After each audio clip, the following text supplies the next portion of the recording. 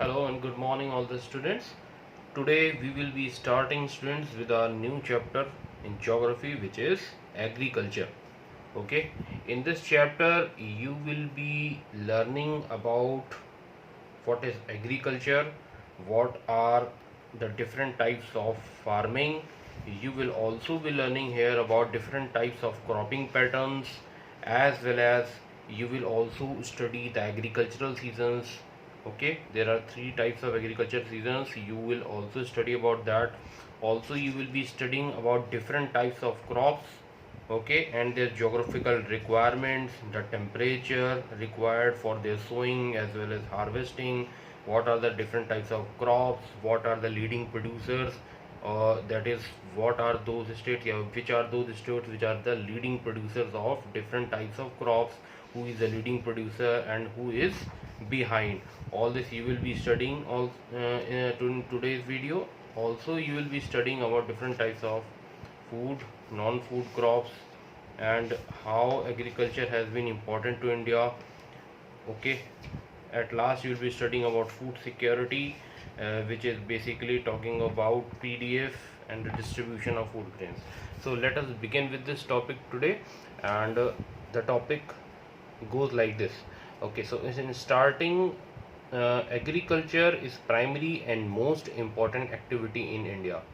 Agriculture has been one of the most ancient as well as most important activity of India since generations. यानी कि बहुत पुराने time से India में agriculture ही होता चला रहा है. When we talk about the history of agriculture in India, then it starts from Indus Valley civilization. Okay, the first civilization in India was Indus Valley civilization. You must all be knowing about that.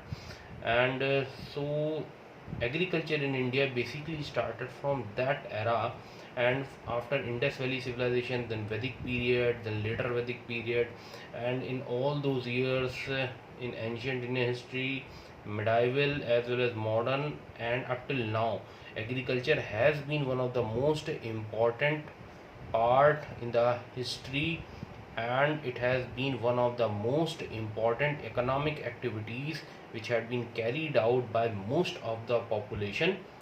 Okay, now agriculture is primary and most important activity in India. About two-third of India population is engaged in agricultural activities. Two-third means बहुत ज़्यादा. ठीक है, काफ़ी ज़्यादा population in India is dependent on agriculture. And when we talk about the GDP means gross domestic product. यानी कि when how to calculate the economy of a particular country. जब हम किसी देश का इकोनॉमी निकालते हैं तो हम उस पर कौन सा सेक्टर कितना कंट्रीब्यूट करता है, we also trace that and we also study that. So in economy when we talk about the agricultural contributes about more than 60% in GDP. देश की जीडीपी यानी कि जिससे हम अपनी ग्रोथ इकोनॉमी को कैलकुलेट करते हैं, जिसका एक इम्पॉर्टेंट मेजर जीडीपी है, उस जीडीपी में the largest contribution is of primary sector which is agriculture. Agriculture का कंट्रीब्यूशन बहुत ज़्यादा है. Maximum of the population is doing agriculture in India. Okay, so agriculture is one of the most important and primary activity which has been done in India since ages. ठीक है, तो मैं आप लोगों को यही बता रहा था. अब why is agricultural done, या एग्रीकल्चर क्यों हो रहा है, ये तो आपको पता चल गया. अब एग्रीकल्चर हमें दे क्यों रहा है, या what it provides in other way. तो agriculture, you all know very simple that agriculture provides us with food grains. ठीक है, फूड ग्रेन्स जैसे आपके जितने भी होते हैं उनको फूड ग्रेन कहते हैं. जैसे फॉर एग्जांपल वीट, राइस, या जो भी आप खाते हो, ठीक है, जो इतने भी क्रॉप्स होते हैं वो सब फूड ग्रेन्स की कैटेगरी में आते हैं. इसके अलावा agriculture also provides us with the raw materials for industries. जो वेरियस इंडस्ट्रीज़ हैं हमारे देश में, different types of industries, basically talking about agro based industries इनको कहा जाता है, जो कि एग्रीकल्चर के रॉ मटेरियल पे बेस्ड होते हैं. तो agriculture provides raw material. Raw material का मतलब क्या होता है? रॉ मटेरियल का मतलब ये होता है कि the basic thing which that particular industry requires. जैसे for example if I talk about sugar industry, तो शुगर इंडस्ट्री की सबसे इंपॉर्टेंट रिक्वायरमेंट क्या है? It is sugar cane. तो sugar cane is the raw material of sugar industry, as well as next example can be of cotton textile industry. So cotton textile industry का basic raw material क्या है? It is cotton. तो cotton is the basic raw material for cotton textile industry. तो these are some agriculture based industry जिनको हम agro based industries भी कहते हैं. ओके, तो इम्पॉर्टेंट बात क्या है? इम्पॉर्टेंट बात ये है कि एग्रीकल्चर मोटे तौर पे हमें क्या चीज़ें प्रोवाइड कर रहा है. तो फर्स्ट ऑफ ऑल सबसे इम्पॉर्टेंट तो food grains, and the second is that it provides us raw materials for many of the industries, और उन्हीं के बेसिस पे बहुत सारे प्रोडक्ट्स बनते हैं. ये इंडस्ट्रीज हमारी इकोनॉमी को कंट्रीब्यूट करते हैं, मजबूत करते हैं, ऊपर से प्रोडक्शन करते हैं, जिससे हमारा इकॉनमी मजबूत होता है, स्ट्रॉन्ग होता है, and there is development in the nation. Okay, as we have studied in economy chapter. तो इस तरीके से ये fosters the economic development. Now moving on further, तो you have studied what is agriculture, how number of people who are involve in agriculture. तो it is about 2/3 of population of India which is involve in agriculture activities. और ये एक ऐसी activity है which have been carried out in India since time from very ancient, from an ancient time. Okay, तो basically Indus valley civilization. अब आगे चलते हैं कि कितने तरीके की फार्मिंग होती है, what are the types of farming, हम यहाँ पर ये पढ़ेंगे. इसके पहले एक चीज़ और है कि India also exports various agriculture products such as tea, coffee, spices etcetera.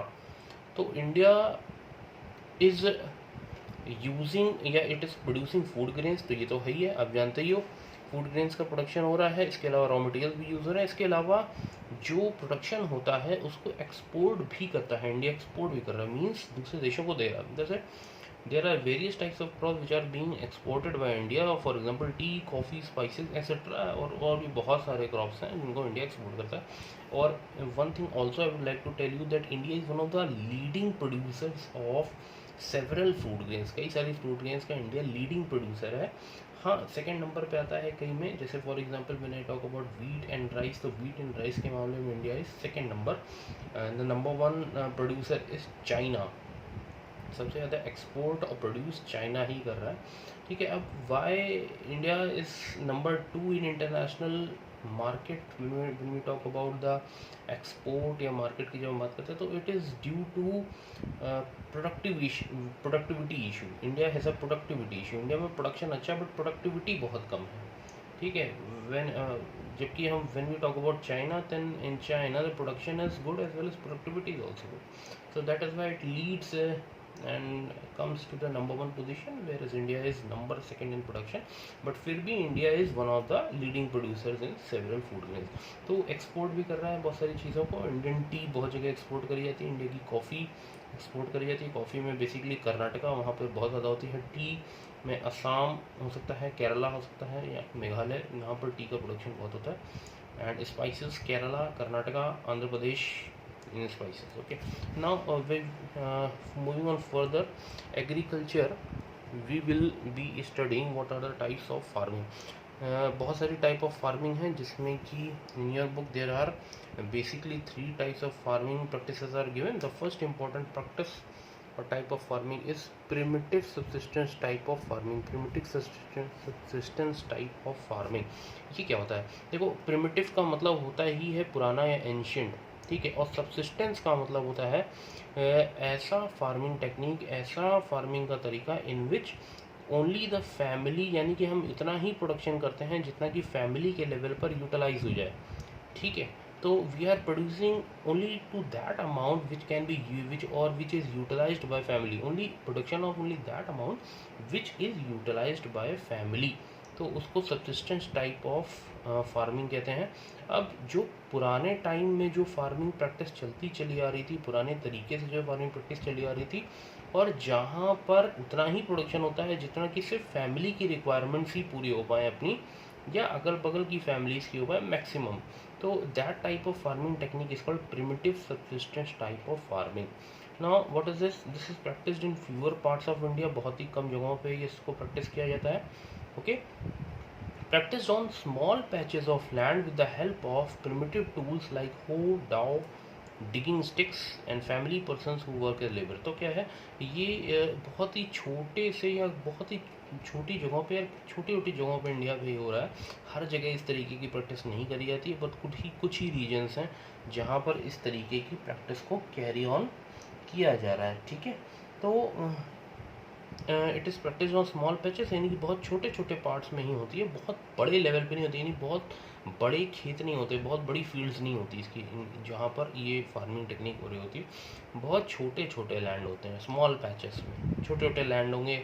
ज़्यादा फैमिली ज़्यादा लोग लैंड पे डिपेंडेंट होते हैं, उनके तरीके पुराने होते हैं फार्मिंग के, इसीलिए इसको प्रिमिटिव कहा जाता है। ठीक है, और यहाँ पर which type of agricultural tools और प्रिमिटिव टूल्स आर यूज। तो प्रिमिटिव यानी पुराने, जो बहुत पुराने टाइम से थे वो आज भी यूज़ करते हैं ये लोग जो हैं जो इस तरीके की प्रैक्टिस कर रहे हैं। And that are those are hoe, dao and diggings. ये क्या होता है, hoe means something type of you can say that फावड़ा टाइप समथिंग, जैसे फावड़ा होता है। Okay, now dao is what something sickle type का हंसिया वगैरह या कुछ ऐसी चीज़ जिसको आप एक तरफ से पढ़ते हो एक तरफ धारदार होता है। एंड डिगिंग स्टिक्स यानी कि लंबे लंबे बैम्बू टाइप के होते हैं जिससे वो कल्टीवेशन कर रहे होते हैं। ओके, और क्या होता है इसमें फैमिली के लोग ही होते हैं, वही लोग इन्वॉल्व होते हैं, वही लोग लेबर का काम कर रहे होते हैं। Next important thing in this farming technique is that इसके अंदर ये आता है स्लैश एंड बर्न एग्रीकल्चर, वो इसी टेक्निक का पार्ट है। स्लैश एंड बर्न एग्रीकल्चर में क्या होता है कि farmers clear a patch of land, they produce cereals and food grains, and when the fertility decreases they shift to new land under cultivation. देखो स्लैश एंड बर्न एग्रीकल्चर में क्या होता था, पुराने टाइम में होता था ये इस तरीके का agriculture is only done by some tribal people in India. Basically north east में इस तरीके की प्रैक्टिस करी जाती है। यहाँ पर क्या होता था, tribal people use to do what, tribal people use to travel to a certain land. वहाँ पर उस लैंड को वो लोग क्लियर कर देते थे, फॉरेस्ट को कट कर देते थे, and after that they use to start cultivation, उसका कल्टिवेशन चालू कर देते थे। बट क्या होता था कि कुछ सालों तक इस तरीके से कल्टिवेशन करने के बाद the fertility of the land was lost. तो फर्टिलिटी ख़त्म हो जाती है लैंड की कुछ सालों तक कल्टिवेशन करने के बाद, and that is very natural because land loses it's fertility in cultivation. तो इसीलिए हम लोग मैन्योर्स या फर्टिलाइजर्स का लोग आज के टाइम पे इस्तेमाल करते हैं। लेकिन ये लोग क्योंकि पुराने या प्रिमिटिव लोग थे, तो ये लोग उन तरीक़ों का या फर्टिलाइज़र्स वगैरह नहीं यूज़ करते थे। ये लोग सिर्फ नेचुरल फर्टिलिटी पे ही डिपेंड रहते थे। जब तक नेचुरल फर्टिलिटी है तब तक कल्टिवेशन करते थे। उसके बाद what they use to do, they use to leave the land, वहाँ छोड़ देते थे और वहाँ पर आग लगा देते थे। ठीक है, जो बचा हुआ स्टैक्स वगैरह जो होते हैं, जो बचे रहते हैं कल्टिवेशन के बाद बचे रहते थे, उनमें आग लगा देते थे। और उसके बाद फिर एक नई लैंड पे चले जाते थे, वहाँ पे फिर फॉरेस्ट को क्लियर करते थे, और फिर कुछ सालों तक कल्टिवेशन करने के बाद then again they use to burn those stacks etcetera, and then again migrating. तो इसको माइग्रेट करते रहते थे ये लोग, and this was basically practised by these tribal people. So that, और जो ट्राइबल लोग थे उनका प्रैक्टिस का तरीका क्या था, it was basically primitive type. तो that is why this is called as primitive subsistence type, क्योंकि इसमें जो प्रोडक्शन किया जाता है वो सिर्फ फैमिली की रिक्वायरमेंट्स को, आपस की फैमिलीज़ की रिक्वायरमेंट्स को पूरा करने के लिए किया जाता है, और वो फैमिली के लोग ही हैं, पुराने तरीक़ों से वो लोग इस प्रैक्टिस को कर रहे होते हैं। जैसा कि I have told you earlier also कि there are no fertilizers use, तो नो फर्टिलाइजर यूज, और मॉडर्न टेक्निक्स का बिल्कुल भी यूज़ नहीं करते। इसमें कोई भी लेटेस्ट टेक्नोलॉजी का इस्तेमाल नहीं किया जाता। कल्टिवेशन में सब पुराने तरीके होते हैं। It is also known by different name. इस तरीके के कल्टिवेशन के अलग अलग नेम हैं। What are those names? For example jhuming in north eastern states, इसको झूमिंग भी कहा जाता है नॉर्थ ईस्टर्न स्टेट्स में। For example in Assam, Meghalaya, Mizoram and Nagaland. The other name of this type of cultivation या स्लैश एंड बर्न एग्रीकल्चर का दूसरा नाम है पैमलो भी कहते हैं इसको मणिपुर में। In Chhattisgarh it is called as deepa in Chhattisgarh. ठीक है, छत्तीसगढ़ में इसको दीपा कहा जाता है, as well as in Andaman and Nicobar island में भी इसको यही कहा जाता है। अब देखो, jhuming cultivation is not only practised in India, it is also practised in other parts of the world also.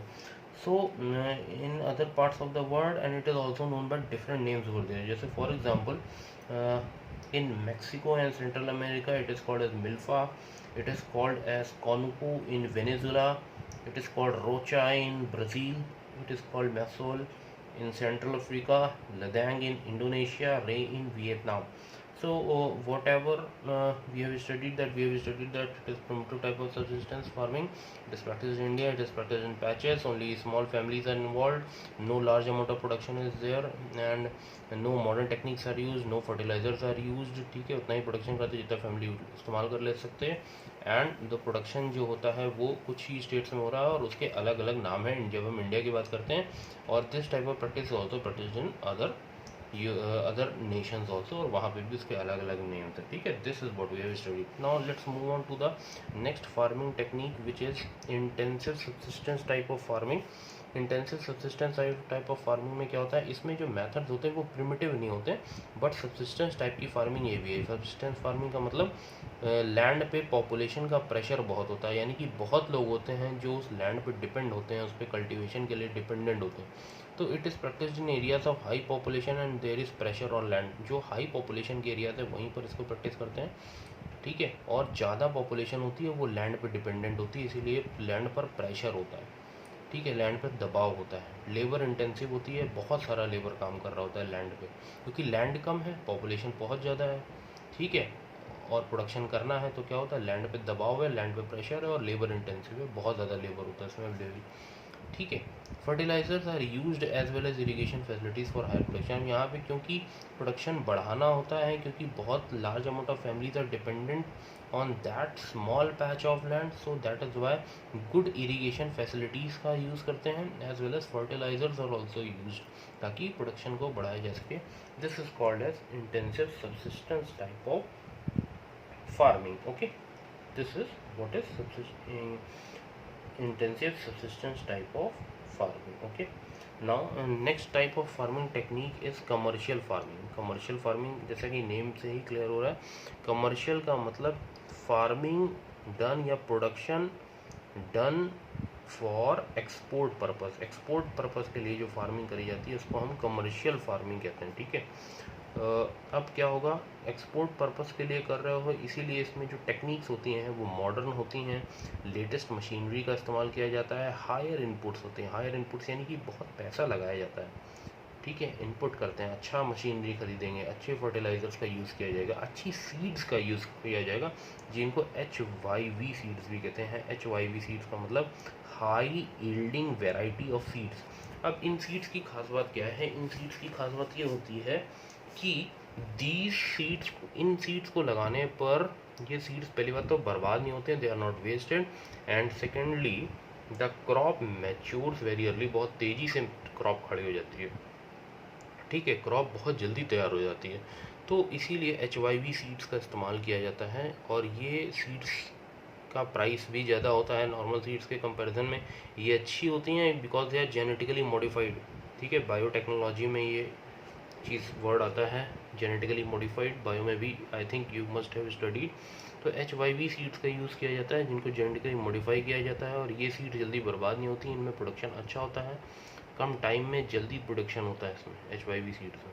ठीक है, और ये सीड्स ख़राब नहीं होते, तो ये इनकी खास बात है. तो यहाँ पर पैसा लगाया जा रहा है, there is good machinery, there are HYV seeds, moreover there is huge investment to obtain higher productivity. यहाँ पर अच्छा इन्वेस्टमेंट भी किया जाता है प्रोडक्टिविटी बढ़ाने के लिए. ठीक है, rice is a commercial crop in Haryana and Punjab. For example it is that rice is a type of commercial crop which is in Haryana and Punjab. ठीक है, हरियाणा और पंजाब में जो प्रोडक्शन हो रहा होता है उसमें राइस बहुत ज़्यादा है और वो एक कमर्शियल क्रॉप है. ठीक है, now moving on further plantation agriculture.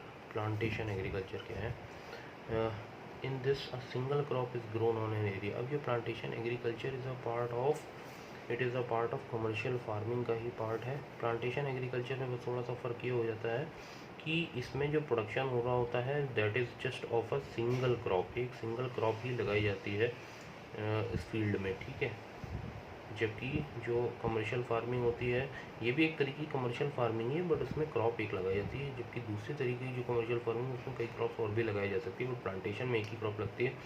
और ये प्लांटेशन जो होता है ज़्यादातर ये किन क्रॉप्स का प्रोडक्शन किया जाता है, तो crops mainly are tea, coffee, rubber, sugar cane etcetera. ना it is in this a single crop is grown on the area cultivation on the large tracts of land using capital intensive inputs, इसमें अच्छा खासा capital का इस्तेमाल किया जा रहा होता है। कैपिटल का मतलब पैसा लगाया जा रहा होता है मशीनरी में, फर्टिलाइज़र्स में, एक्सेट्रा एक्सेट्रा। ठीक है, तो इसमें जो खेत होते हैं यानी कि जो लैंड होता है वो बहुत बड़ा होता है। जैसा हमने पहले पढ़ा था कि there were small patches of land in subsistence type of farming, लेकिन यहाँ पर क्या होता है बहुत बड़े बड़े लैंड होते हैं क्योंकि वो कमर्शियल प्रोडक्शन के लिए ही काम किया जा रहा है, बेचने के लिए, एक्सपोर्ट पर्पज़ के लिए काम किया जा रहा है। ठीक है, अच्छी मशीनरीज का यूज़ करते हैं, एक ही क्रॉप का प्रोडक्शन किया जा रहा होता है। Produce used as raw material industries, ठीक है, जैसा मैंने आपको बताया, जैसे कॉफ़ी इंडस्ट्री, टी इंडस्ट्री में इसका इस्तेमाल किया जा रहा होता है। Rubber industry for the making of tyre etcetera, तो rubber is a raw material for tyre industry etcetera etcetera जितने भी होते हैं। तो this is what important about plantation agriculture as well as sugar cane also is a type of plantation agriculture crop and इसका commercial production हो रहा होता है। तो this is what is example of plantation agriculture, इसमें एक ही तरीके की क्रॉप होती है। Now next important thing is what commercial agriculture is mainly done for market, ये मार्केट के लिए ही होता है, बेचने के लिए ही होता है। ठीक है, hence the network of transport and communication is good as well as it plays an important part. अब देखो, क्योंकि आप कमर्शियल एग्रीकल्चर कर रहे हो और आप बेचने के पर्पज़ से ही क्रॉप का प्रोडक्शन कर रहे हो, तो what you need access to the markets चाहिए होंगे। और मार्केट पे एक्सेस कैसे कर पाओगे, क्रॉप तो प्रोडक्शन हो गया बट मार्केट्स ही नहीं है तो फिर क्रॉप बेकार हो जाएगी। So that is why you need good transport and communication where commercial agriculture is being practised.